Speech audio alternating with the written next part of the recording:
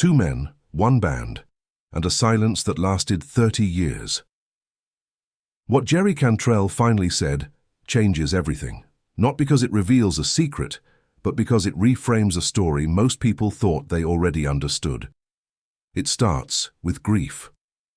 Jerry had just lost his mother when he wandered into a small theater in Tacoma, Washington, not looking for opportunity, not chasing a dream, just trying to get through the day. Then Layne Staley opened his mouth and sang. There was something in that voice that cut straight through the fog, raw, fragile, real. And for Jerry, in that moment, that was enough. A few months later, they met at a Seattle party. Layne saw that Jerry was struggling and didn't hesitate.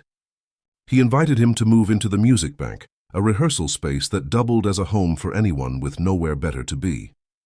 For over a year, that was their world, loud, chaotic, rough around the edges. But they shared it, and in sharing it, something unexpected began to grow. Their voices started fitting together without trying. Their instincts started overlapping. The music that came out of that space wasn't designed, it was discovered. Jerry would later describe it as imprinting on each other. And that's the part most people never fully grasped, because what came next would test that bond in ways neither of them could have predicted. For decades, the rumors filled the space where the truth was too complicated to fit. The most common version goes like this. Layne fell apart, Jerry stepped back, and the silence that followed said everything, clean, simple, emotionally satisfying, and wrong. Another version claimed the friendship collapsed entirely by the late 90s, that communication stopped, that the bond was gone. There's a thread of truth in that one. Tension did exist. They disagreed about the band's future. Layne wasn't in a place to keep going the same way. Jerry wanted the music to continue. That gap widened. But distance isn't the same as disappearance. The harshest rumor of all turns it into a moral verdict. That Jerry knew how bad things were and still didn't do enough. But here's what that version leaves out entirely. Jerry wasn't watching from solid ground. He was struggling too. He didn't get sober until 2003, after Layne was already gone. Both of them were moving through instability at the same time, in different ways at different speeds. When you understand that, the idea of simple blame starts to fall apart. And yet, even inside all that chaos, something unexpected happened, that nobody talks about enough. Even in Layne's final years, there were signs the connection hadn't completely died. According to accounts from the book Alice in Chains, The Untold Story, Layne was still recording at home as late as 2002. One of those songs was reportedly called Every Day, and there are claims it may have been intended for Jerry. The message never arrived. On April 5, 2002, Layne Staley was found dead in his Seattle apartment. He hadn't been discovered for days. The contrast between the performer the world had known and the person found in that room was devastating. And it landed on Jerry without any preparation at all. What followed wasn't a clean arc of recovery. Jerry was already dealing with substance use when the news hit, and Layne's death added another layer of weight that couldn't be separated from everything else. He kept working. The album Degradation Trip came out of that period.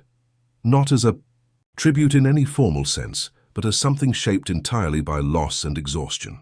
It was later dedicated to Layne. And then there's this small, quiet detail that stays with you. Jerry took in Layne's Siamese cat, Sadie, and cared for her until 2010. Not a headline, not a grand gesture. Just continuity in a space where almost everything else had changed. Sometimes the smallest things reveal the most, and what happened to Jerry's body next reveals something nobody expected. When Alice in Chains returned in 2009, the comeback wasn't built around triumph. It was built around saying goodbye. The song Black Gives Way to Blue was written as a farewell to Layne with Elton John on piano, and it moved with the weight of something that had been held in for years. But what makes that moment stranger is what was happening to Jerry physically. While he was writing it, severe migraines, constant pain. He eventually needed a spinal tap just to rule out something serious. Doctors found nothing medically wrong. The body was reacting to something medicine couldn't name, and Jerry later described it in direct terms. It felt like grief that had been stored for years, finally forcing its way out. Not sadness. Pressure. Accumulated, unresolved, and physical. That kind of grief doesn't follow a timeline, and Jerry's creative output reflects exactly that. After 2002, the urgency that once drove the music shifted into something slower, more inward. The composition still carried the structural habit he and Layne had developed together: layered harmonics, space built for more than one voice, songs that feel like they're waiting for someone to answer. Even decades later, on his 2024 solo album I Want Blood, that pattern shows up again in a track called Afterglow. No obvious references, no dramatic closure. Just a song that moves toward recognition rather than resolution. And that leads to what Jerry has finally been willing to say out loud. Across interviews in 2024 and 2025, Jerry has consistently pushed back against the simplified version of his own story. He doesn't frame the relationship with Layne as artist and tragic muse, or leader and follower. He describes it as mutual, in influence, in shaping, in responsibility. Layne pushed Jerry to sing when Jerry had no intention of being a singer. The dual voice structure that defined Alice in Chains wasn't planned. It came from two people building something together without a blueprint. And the grief that followed wasn't a chapter that closed. It's something that continues to show up in the work, in the body, in the way songs are still built with space for an absent voice. He also addresses the question that followed the band's reformation directly. Was continuing without Layne a betrayal? His answer is clear. Continuation is not erasure. When William Duvall joined, it wasn't replacement. It was acknowledgement of what existed and of what still needed to move forward. Survival doesn't mean abandonment, and memory doesn't require stillness to remain real. One last detail. The night Alice in Chains played Seattle in 2010, Sadie, Layne's cat, died. Jerry found out after the show. The city where it all began. The night the last living connection to Layne's apartment was gone. A quiet coincidence that doesn't need explaining to land with full weight.